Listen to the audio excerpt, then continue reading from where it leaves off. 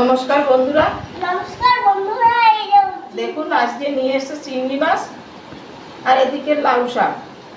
আমি লাউ শাকেতে কিছু পাতা ছিঁড়ে রেখেছি। আমি এখন করব লাউ শাকের পাতা দিয়ে চিংড়ির চপ। কিভাবে করি আপনারা দেখুন। আমি এই লাউ পাতাটা ভালো করে বেছে ধুয়ে নিয়েছি। এখন আমি চিংড়ি মাছটা কেটে কিভাবে করি আপনারা দেখতে থাকুন।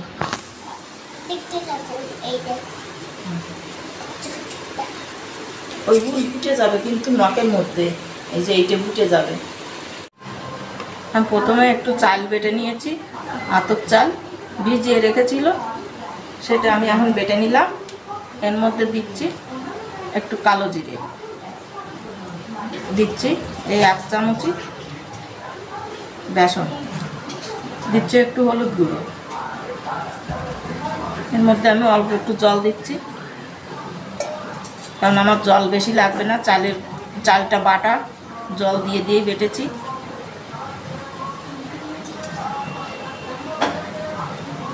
অল্প অল্প জল দিয়ে দিয়ে সুন্দর করে ফেটিয়ে নিতে হবে। আমি এরকম ভালো করে একটু ফেটিয়ে নেব।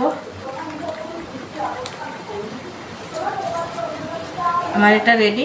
এটা সরিয়ে রেখে এবার আমি মাছে প্রথমে আমি নুন দিয়ে দিচ্ছি, স্বাদ মতো দিয়ে দিচ্ছি 1 চামচ হলুদ গুঁড়ো।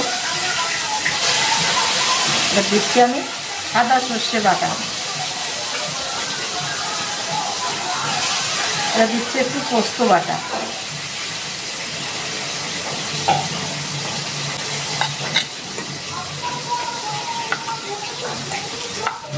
আমি দিচ্ছি একটু ধনেপাতা।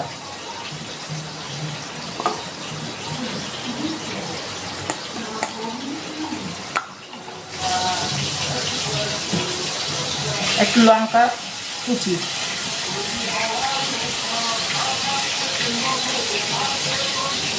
এবার দিচ্ছি একটুখানি চিনি, সর্ষের তেল।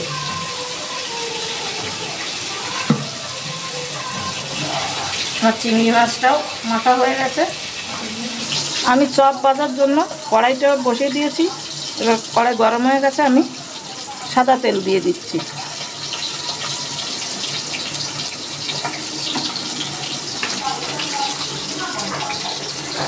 তেলটা গরম হতে হতে আমি লাউ পাতার চিংড়ি মাছ দিয়ে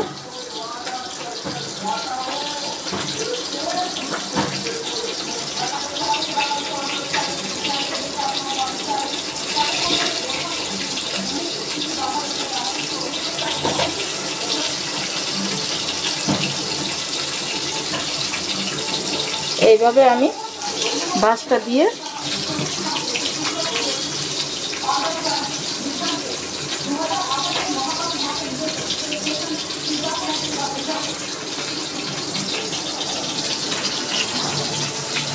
আমার তেলটা গরম হয়ে গেছে। আমি এইভাবে তেলের মধ্যে ছেড়ে দিলাম।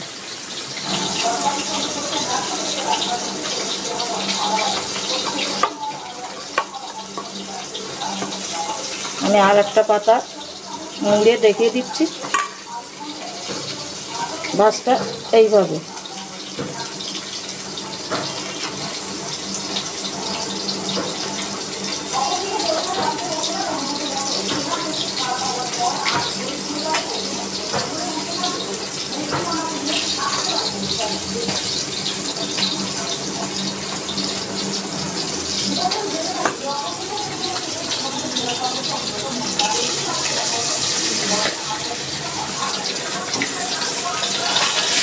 আঁচটা কম করে দিয়ে এইভাবে আস্তে আস্তে করে ভেজে তুলতে হবে, তাহলে ওর ভিতরেও সিদ্ধ হয়ে যাবে ঠিকঠাক।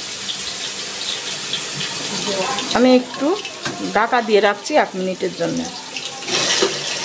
আমি ঢাকাটা খুলে নিচ্ছি।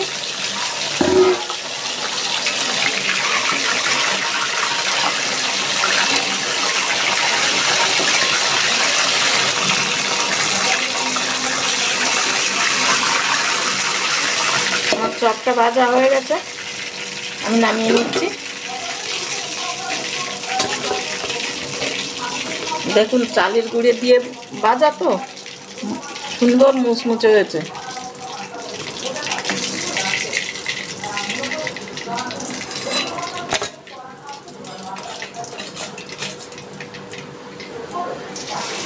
এইভাবেই আমি সব চপগুলো ভেজে নিচ্ছি। চিংড়ির চপগুলো ভাজা হয়ে গেছে, আমার সবগুলোই ভাজা হয়ে গেছে। আমি তুলে নিচ্ছি সবগুলো। এই চপটা আপনারা এইভাবে বানিয়ে খেয়ে দেখবেন, আশা করি খুব ভালো লাগবে। ভালো লাগলে আমাকে একটু জানাবেন।